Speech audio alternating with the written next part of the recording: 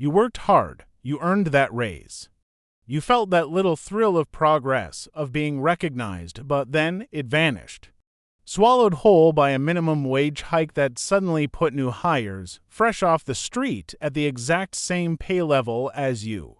That crushing feeling, you're not alone. Millions of workers across the nation are experiencing this painful reality, what experts call wage compression. It has an infuriating paradox. A move designed to lift some workers inadvertently erases the gains of others. But before you throw your hands up in despair, or worse, quit in frustration, know this: you still have powerful cards to play. We're about to expose why this is happening, what your boss won't tell you, and the definitive steps you can take right now to reclaim your worth. The wage compression trap, how your raise vanished. So, how does this frustrating phenomenon even happen? It's deceptively simple. When a state or city mandates a higher minimum wage, employers are legally obligated to bump up the pay for anyone earning below that new threshold. But here's the kicker: there is absolutely no law compelling them to raise wages for employees already earning above it. The result: that hard-earned gap between your experienced pay and entry-level wages dramatically narrows, or sometimes vanishes completely. You, with your years of dedication, improved skills, and company knowledge, are suddenly on par with someone who just walked in the door. The psychological toll is immense. It's not just about the money.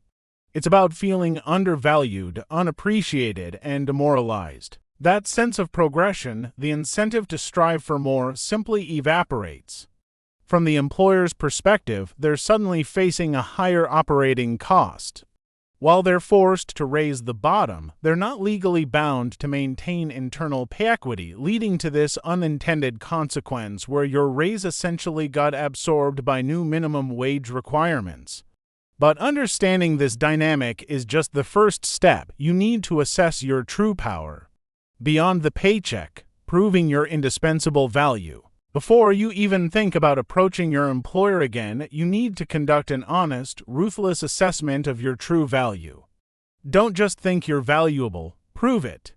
Sit down and meticulously document every single new responsibility you've taken on, every improvement in your performance, and every new skill you've acquired since your last raise. Did you streamline a process that saved the company time or money? Did you successfully complete a challenging project ahead of schedule? Have you taken initiative on problem solving, even outside your core duties? Crucially, if you re-mentoring or training new hires, especially those now earning the same as you, that is a significant, often invisible contribution.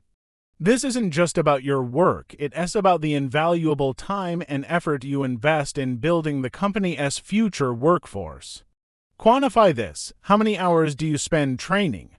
What complex information do you impart? This mentorship often feels like a tax on your experience, but it's a powerful bargaining chip. When you make your case, frame it not as a demand, but as a crucial conversation about equity and retention. Lay out how being paid identically to new, less experienced staff directly lowers morale and erodes incentives for everyone. Use concrete examples of your work history, unwavering commitment, and specific accomplishments.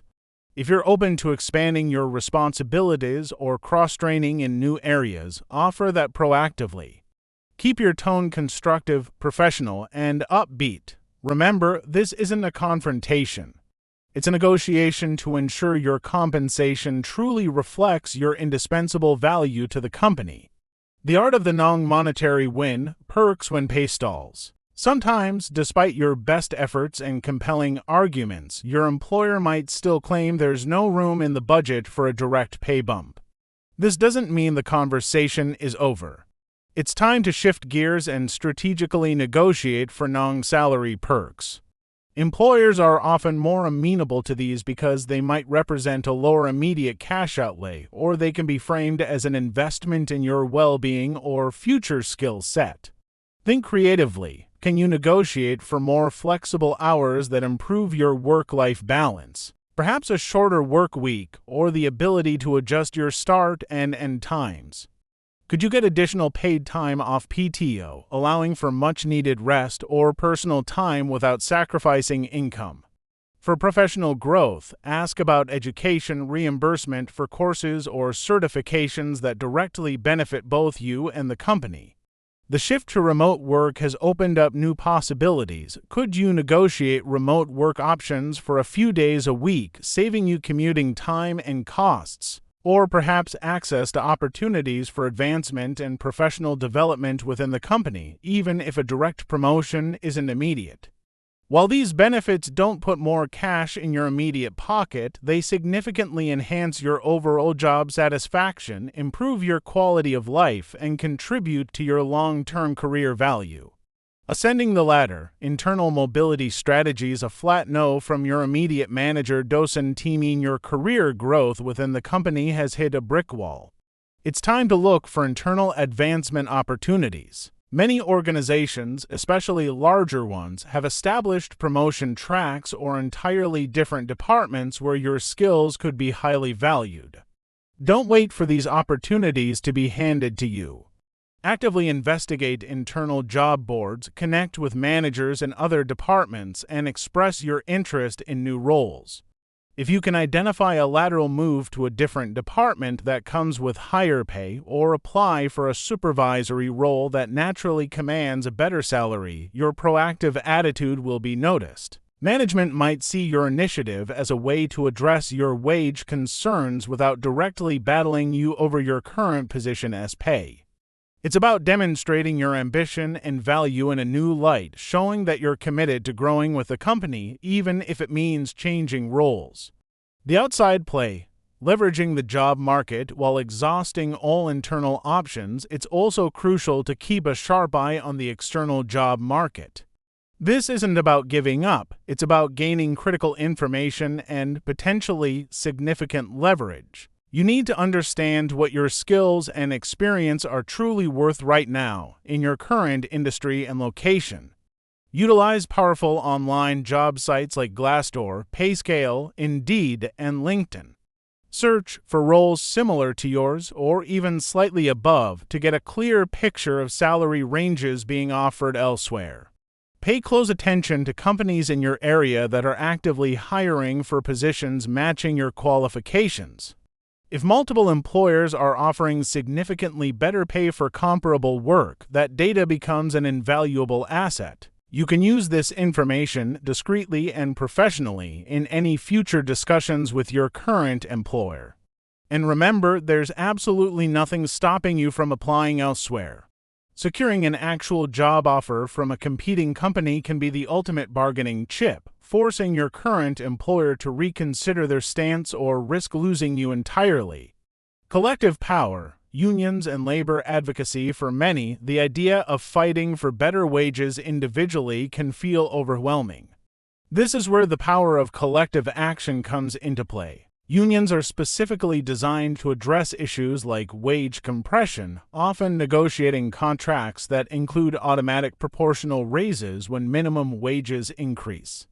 While some may cynically comment that if the union was any good, they would have already negotiated this situation into the contract, strong unions often do have clauses to protect their members from such erosion of pay equity. Their absence or a weak union can indeed leave individual workers vulnerable to these economic shifts. But even if your workplace isn't unionized, you're not entirely without resources. Organizations like the National Employment Law Project (NELP) and your state labor board offer valuable information, resources, and sometimes even legal guidance on wage disputes and fair labor practices. These groups can empower you with knowledge and, in some cases, provide avenues for addressing unfair compensation or wage compression issues, offering a voice when you feel powerless alone. The business owner's counter-argument, a capitalist reality check. Now, let's step into the shoes of the business owner for a moment because their perspective is often overlooked, yet crucial to understanding this entire dynamic. When employees demand more pay, many owners immediately think, who is going to give me a raise? The blunt reality in a capitalist system is that if their expenses go up, especially labor costs due to minimum wage hikes. They have to make tough choices. They can't just absorb infinite costs without impacting their own livelihood or the business's survival. This often means they are forced to raise prices to cover the higher expenses. The owner's salary or profit margin needs to stay viable, or the business simply won't continue. As one owner commented, they don't get a raise. Just more expenses. When you get a wage increase, they carry the immense risk, ensuring there are enough jobs, keeping the lights on, navigating insurance, and complying with countless regulations. Employees, by contrast, typically face less direct financial risk. They receive their paycheck, and if the company struggles, they can just move on to the next job. This fundamental difference in responsibility is often at the heart of an employer's resistance to further pay increases. The deeper societal debate, socialism versus capitalism and the living wage sham. This wage compression issue isn't just about individual paychecks. It's a flashpoint in a much larger, often heated, societal debate. Some view minimum wage hikes as a direct step towards socialism, a living wage sham that pushes from each to his ability and to each for their need. The argument is that if an unskilled fry handler makes $15 an hour, then someone with more skill, like a secretary, should make double, and so on. But if the value of the product hasn't doubled, then costs simply skyrocket, leading to massive upheaval and inflation without increased production or skill. Conversely, proponents of higher minimum wages argue that it is essential to prevent an underclass group of people working for the minimum, barely getting by. They highlight the historical context where even entry-level wages could once support a family of four. They point to the staggering and growing gap between top-level executives and average workers, where a CEO might make 285 times more than an average employee.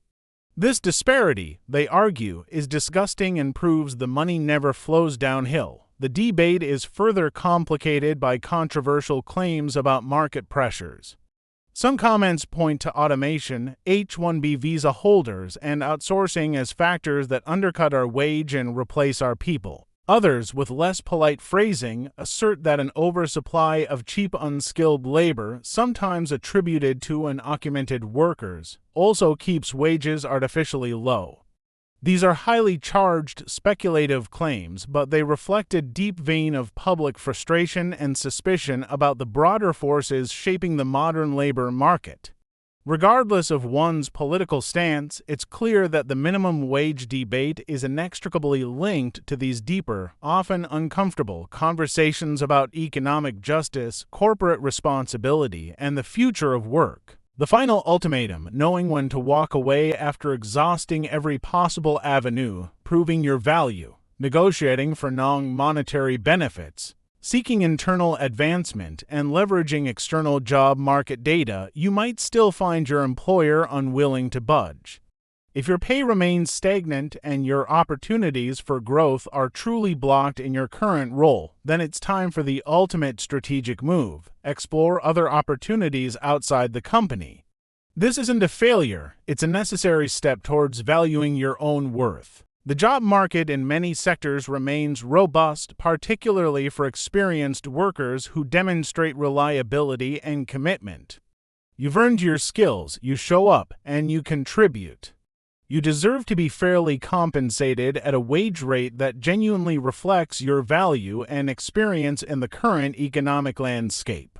Sometimes the most powerful negotiation is knowing when to leave the table and find an employer who truly recognizes your worth.